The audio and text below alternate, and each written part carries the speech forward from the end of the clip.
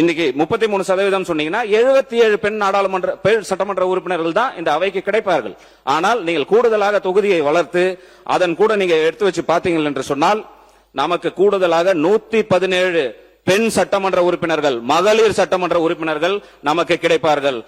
இன்றைக்கு இந்த அவையை எடுத்துக்கொண்டால் எங்களுடைய சட்டமன்ற கட்சி தலைவர் முனைவர் சௌமியா அன்பணி அவர்கள் உட்பட தமிழக வெற்றி கழகத்தினுடைய மாண்புமிகு அமைச்சர்கள் 4 பெண் உறுப்பினர்கள் உட்பட முதலமைச்சர் சொல்வது போல் 23 பெண் உறுப்பினர்கள் தான் இன்றைக்கு இருக்கிறார்கள். அப்படி இவ்வாறெல்லாம் இருக்கும் பொழுது மகளிருடைய உரிமையும் அதிகாரம் பெறுவதற்கும் எதிராக நாம் எல்லாம் இருக்க போகிறோமா? ஒருபொழுதும் பாட்டாளி மக்கள் கட்சி அப்படி இந்த வேலையை செய்யாது.